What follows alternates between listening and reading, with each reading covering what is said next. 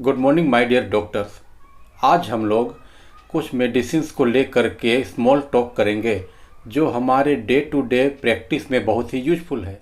एक निश्चित समय बीत जाने के बाद कुछ पेशेंट ऐसा कहते हैं कि बहुत लंबा टाइम हो गया सर, अब आप मुझे ऐसी दवा दीजिए कि एक आध हफ्ते में ही ठीक हो जाए। पिछले 4 महीनों से मैं दवा खा रहा हूँ सर, आपने जैसे कहा था वैसे ही मैं दवा लेता हूँ। बीमारी थोड़ी ठीक होती है फिर बढ़ जाती है। अब तो सर बहुत सारे दिन हो गए हैं, अब सर ऐसी दवा दीजिए कि जल्दी से एक आध हफ्ते में ही सब बीमारी चली जाए। कुछ पेशेंट ऐसा भी कहते हैं कि सर खांसी का 2 दिन हो गया सर, 2 दिन से खांसी है, बहुत दिन हो गया सर, अब सर ऐसी दवा दीजिए कि सर कल तक ठीक हो जाए।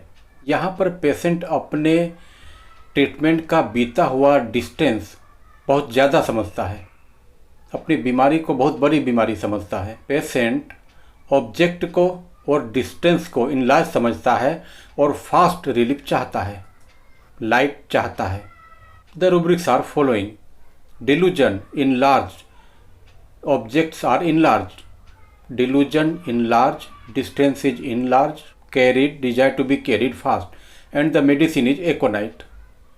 When we repertorize these two rubrics, distance enlarge and object enlarge, only 2 medicine comes out: aconite and opium.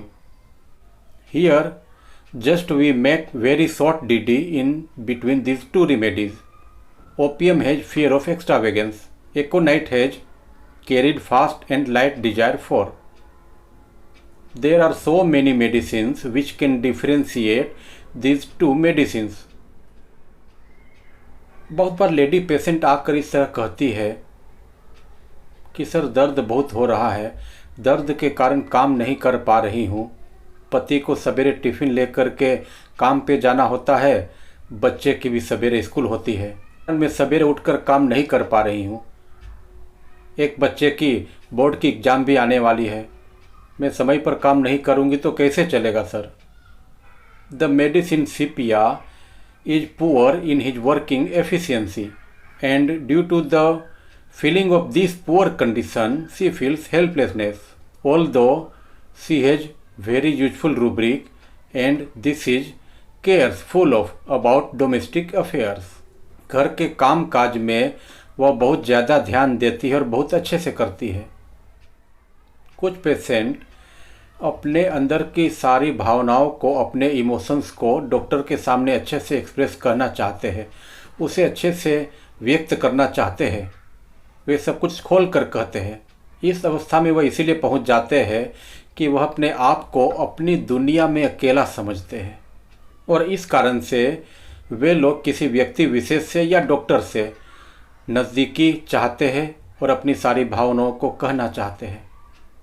The medicine is camphor having the following rubrics: naked wants to be, bares her breast in pure peril mania, delusion being alone, clinging grasp at others, weeping desire to weep but eyes are dry।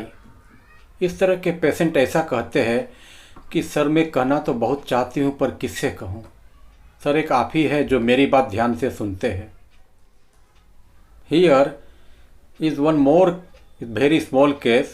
The age 60 years of this lady suffering from eczema in the legs. इस patient ने बहुत अच्छे से मुस्कुरा कर कहा कि देखिए सर मेरे पाँव को 3 सालों से यह चलता आ रहा है, सभी डॉक्टर को दिखाया, बहुत सारी दवाएं ली, बहुत सारे मलम्स यूज किए पर सर कोई फ़र्क नहीं पड़ा। मैंने पूछा कि ठीक है कोई बात नहीं, अभी कोई ट्रीटमेंट चालू है? तो पेशेंट ने कहा कि नहीं सर अभी 6 महीने से सारी दवाई बंद है।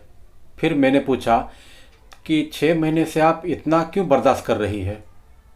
तब पेशेंट ने कहा कि मेरी बगल वाली ने एक अच्छे डॉक्टर के बारे में बताया था कि उसका क्लिनिक कोर्ट के पास में है, पर सर वह मेरे घर से बहुत ज़्यादा दूर है। फिर बाद में मुझे पता चला कि नज़दीक में सर आपका क्लिनिक है, तो मैंने सोचा कि चलो ये नज़दीक में है, मैं अच्छे से जा पाऊँगी।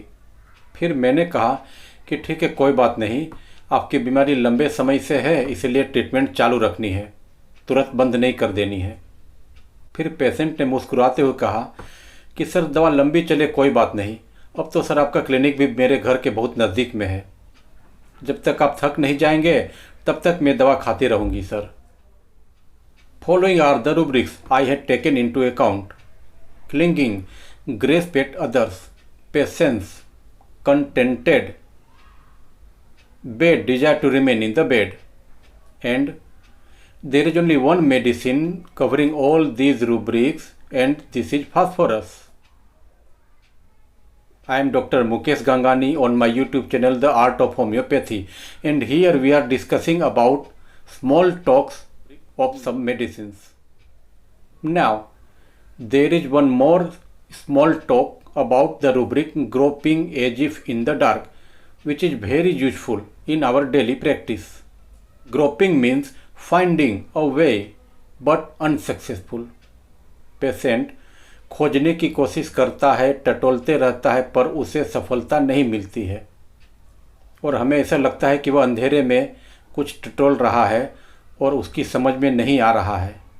जब यह रूब्रिक पेशेंट के माइंड में प्रीडोमिनेंट चल रहा होता है तब वह हमें किसी खास बात पर फोकस करके कहता है और कहता है कि सर मुझे इसके अलावा और कोई तकलीफ नहीं है। And here we have note to take the rubric delusion of wealth. बहुत सारे patient groping as if in the dark को इस तरह भी कहते हैं कि सर मैंने MRI करा लिया है, मैंने बहुत सारे रिपोर्ट्स निकलवाए हैं, कुछ रिपोर्ट्स मेरे घर में रखे हुए हैं, बहुत सारे रिपोर्ट्स तो मैंने फाड़ कर फेंक दिए, पर यह बीमारी ठीक होती ही नहीं है। पेशेंट ये सब बातें कहकर अंत में डॉक्टर से पूछता है कि सर आपको क्या लगता है। पेशेंट इतने सारे डॉक्टर से मिला, इतनी सारी दवाएं खाई, इतने सारे रिपोर्ट्स निकाले, फिर भी पेशेंट की क्यूरियोसिटी पूरी नहीं होती है। This is hyoscyamus patient. Hyoscyamus जब ग्रोपिंग की अवस्था पार कर जाता है, जब उसके पास में सारी इन्फॉर्मेशंस आ जाती है, उसके पास में बीमारी को लेकर सारा नॉलेज आ जाता है, तब वह डॉक्टर के पास आकर सीधे कहता है कि सर मुझे पाइल्स की बीमारी है, मुझे यह पाइल्स की बीमारी को ठीक करना है sir. Here two rubrics come out. First is truth telling the plain and the second is talking of business. Patient इस अवस्था में आकर बहुत ज़्यादा नहीं बोलता है, क्योंकि एक तो उसकी समझ में नहीं आता है कि और ज़्यादा क्या बोलना है, और दूसरा कि अब वो अपना सारा अटेंशन, सारा फोकस मेन बीमारी पर करना चाहता है। पेशेंट यहाँ पर भी आकर के कहेगा कि सर मुझे और कोई तकलीफ़ नहीं है, यही तकलीफ़ सर मेन है और इस पर ही सर आपको ज़्यादा ध्यान देना है और इसे ही ठीक करना है। आई मीन टू से कि पेशेंट अगर आकर के ऐसा कहे कि सर सब कुछ ठीक है, बाकी और कोई तकलीफ़ नहीं है, तो हमें तुरंत डिल्यूजन ऑफ वेल्थ नहीं ले लेना है। परंतु पेशेंट ऐसा क्यों कह रहा है, किसके कॉन्टेक्स्ट में कह रहा है, यह सब हमें अच्छे से समझ करके रूब्रिक्स बनाने हैं, उसकी माइंड स्टेट को अच्छे से समझना है। सर मुझे केवल डायबिटीज़ है और इसके अलावा सर ना तो पाँव में दर्द है ना मुझे ब्लड प्रेशर है। यहाँ पर भी पेशेंट कहना चाहता है कि सर आप डायबिटीज़ पर ध्यान दीजिए, बाकी सब कुछ ठीक है और मुझे कोई तकलीफ़ नहीं है। There is one more rubric here, answering imaginary question. बहुत बार हायोसियामस बेलाडोना की तरह दिखता है, कंप्लेन नहीं करता है, फ्राइवोलस की तरह लगता है, स्माइलिंग भी करता है, परंतु दोनों के एटीट्यूड में फ़र्क आ जाता है। बेलाडोना पेशेंट सोचता है कि कोई बात नहीं, ब्लड प्रेशर अभी नहीं मपवाएंगे, बाद में देखा जाएगा, बाद में मपवा लेंगे, परंतु हायोसियामस सस्पिशियस होकर तुरंत मपवाएगा। बिट्रेड के कारण यह पेशेंट क्यूरियस हो जाता है। हायोसियामस पेशेंट अपनी बीमारी की परवाह तो बहुत करता है, परंतु उसकी कंप्लेनिंग नहीं करता है। इंडिफरेंस कंप्लेन डज नॉट, और अपने आप को हाई स्पिरिट में रखे रहता है। हमें सारे पेशेंट के सिम्टम्स को सुपरफिशियल लेवल पर नहीं लेना है, बल्कि उसके मन के अंदर चल रही प्रीडोमिनेंट अवस्था को, उसके इमोशन को, उसकी भावनाओं को अच्छे से समझ कर लेना है। और जब तक हमें उसके अंदर की फीलिंग एग्जैक्ट समझ में नहीं आती है तब तक हमें केस टेकिंग चालू रखना है। बाद में जब हमें धीरे धीरे एक्सपीरियंस मिलता जाएगा, हम पेशेंट की लैंग्वेज ऑफ साइलेंस को समझते जाएंगे, वैसे वैसे पेशेंट के अंदर की फीलिंग हमें जल्दी से समझ में आने लगेगी। परंतु तब तक लगे रहे, मेहनत करते रहे और मेरे वीडियोस देखते रहे। Okay my dear, see you again very soon.